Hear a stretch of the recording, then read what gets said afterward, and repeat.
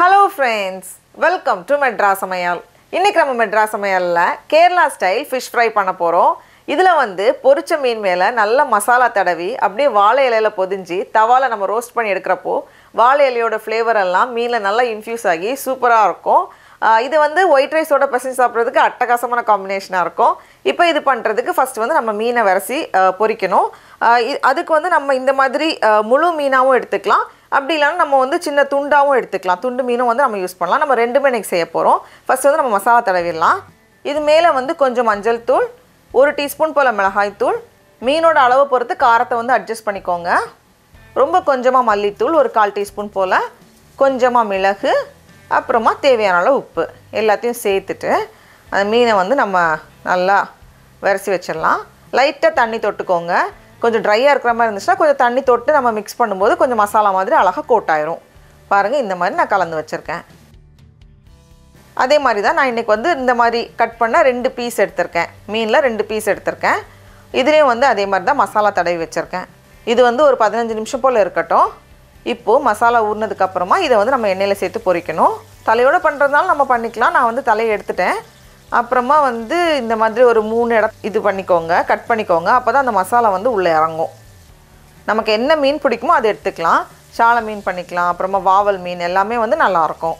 ஒரு side set ஆனதுக்கப்புறமா அடுத்த சைடும் திருப்பி போட்டுட்டு நல்லா 2 பக்கமும் பொரிய வச்சு நம்ம எடுத்துடணும். இந்த மாதிரி 2 பக்கமும் நல்லா பொரிஞ்சு வந்ததும் இதை எடுத்து வெளியே வச்சிடலாம். அதே மாதிரி தான் நம்ம வந்து ரவுண்டாக கட் பண்ண மீன் இருந்துச்சுன்னா அதையும் நான் வந்து பொரிச்சு எடுத்துட போகிறேன்.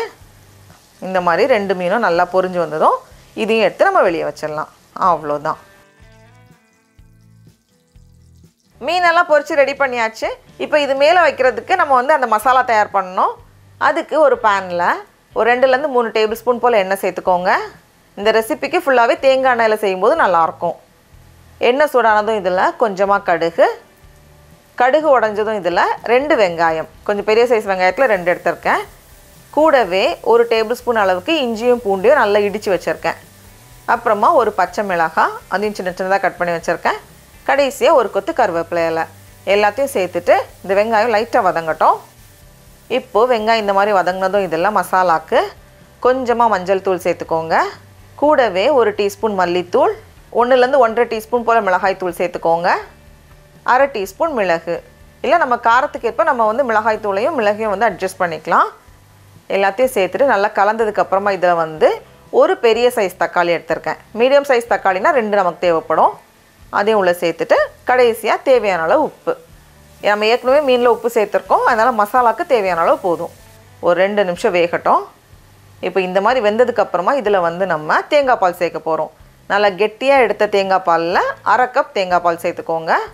அந்த தேங்காய் பால் சேர்க்கும்போது நமக்கு வந்து அந்த ஃப்ளேவர் இன்னும் நல்லா கிடைக்கும். நமக்கு எல்லாத்தையும் சேர்த்துட்டு அப்படியே அந்த குழம்பு மாதிரி இருக்கிறது வந்து நல்ல ஒரு திக்கான கிரேவி மாதிரி நமக்கு கிடைக்கணும்.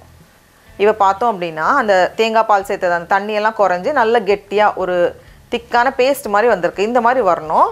அப்போ தான் வந்து கரெக்டாக இருக்கும். இந்த மாதிரி வந்ததும் நம்ம ஸ்டவ் ஆஃப் பண்ணி வச்சிடலாம். மீனும் ரெடியாக இருக்குது, மசாலாவும் ரெடியாக இருக்குது. இப்போ நம்மளோட வாழை இலையை எடுத்துகிட்டு அப்படியே நெருப்பில் காமிச்சிட்டு பொதிஞ்சிட வேண்டியது தான். ஃபஸ்ட்டு வந்து இந்த மாதிரி வாழை இலையை வந்து அப்படி நெருப்பில் காமிச்சிக்கோங்க. அப்போ தான் வந்து நம்ம பொதியும் போது கிளியாமல் கிடைக்கும் நமக்கு. இந்த மாதிரி நல்லா நெருப்பில் காமிச்சிட்டு இதில் வந்து நம்ம ரெடி பண்ணி வச்சுருக்க மசாலா வந்து கொஞ்சமாக எடுத்து இங்கே வச்சுக்கோங்க. நடுவில் வச்சுட்டு இது மேலே நம்ம பொரிச்சு வச்சுருக்கிற மீனை அப்படியே தூக்கி வச்சிட வேண்டியது தான். வச்சுட்டு அது மேலே மறுபடியும் மசாலாவால் நம்ம வந்து கவர் பண்ணணும். இப்போ இதை வந்து நம்ம பொதிய போகிறோம். ஃபஸ்ட்டு இந்த பக்கத்துலேருந்து அப்படியே ஃபோல்ட் பண்ணிக்கோங்க. அதுக்கப்புறமா அப்படியே சுற்றிட்டோன்னா போதும். நமக்கு வந்து வாழை இலையை சுடும்போது தான் இந்த மாதிரி நமக்கு வந்து ஃப்ளெக்சிபிளாக இருக்கும். சின்ன மீன்னா நமக்கு வந்து சின்னதாகவே போதும்.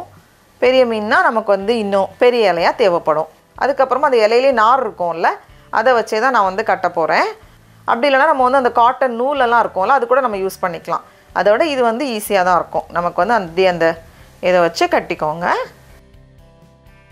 இப்போ அதே மாதிரி மீதி அந்த 2 ஸ்லைஸாக இருக்கிற மீன் வச்சுருந்தோம்ல, அதையும் வந்து நம்ம மசாலா கீழேயும் அப்புறமா மீனுக்கு மேலேயும் மசாலா வச்சுட்டு அப்படியே நம்ம பொதிஞ்சிட வேண்டியது தான். வாழை இலையை சுற்றிட்டு அப்படியே கட்டிக்கோங்க. இந்த மாதிரி கட்டி ரெடியாக வச்சுருக்கேன். இப்போ ஒரு பேனில் கொஞ்சமாக எண்ணெய் சேர்த்துட்டு அப்படியே நம்ம இதை தூக்கி உள்ளே வச்சிடலாம். வச்சுட்டு இதை மூடி வச்சுக்கோங்க. அது ரொம்ப முக்கியம். மூடி வச்சுட்டு 2 பக்கமும் ஒரு 5 நிமிஷம் போல் நம்ம வச்சு எடுக்கும்போது கரெக்டாக வரும். இப்போ ஒரு 5 நிமிஷம் போல் நான் இப்படி வச்சுருந்தேன் இந்த பக்கத்தில். இப்போ மறுபடியும் இதை திருப்பி போட்டுட்டு இன்னொரு 5 நிமிஷம் 5லேருந்து 6 நிமிஷம் போல் இருக்கட்டும். இப்போ பார்த்தோம் அப்படின்னா அப்படியே அது நம்ம வந்து ரெடி பண்ணி எடுக்கும்போது அவ்வளோ ஒரு வாசனை கொடுக்கும். அந்த வாழையிலேயே நம்ம ஸ்டீம் பண்ணும்போது ஒரு வாசனை வரும்ல, அது மாதிரி இருக்கும். அதே மாதிரி மீதி இருக்கிற அந்த 2 இதையும் வந்து நம்ம போட்டு எடுத்துடலாம்.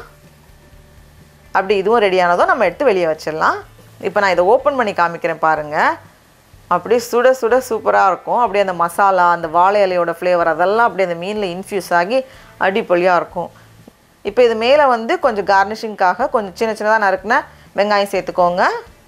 கூடவே கொஞ்சம் மல்லி இலை, கடைசியாக கொஞ்சம் எலுமிச்சப்பழத்தோட சாறை சேர்த்துட்டோன்னா அவ்வளோதான், சூப்பராக அடிப்பொலியாக ரெடி ஆகிரும். அப்படியே அந்த மசாலா, அந்த வாழை இலையோட ஃப்ளேவர் எல்லாத்தையும் சேர்த்து நம்ம அந்த மீனை பிச்சு சாப்பிடும்போது பாருங்கள், அட்டகாசமாக இருக்கும்.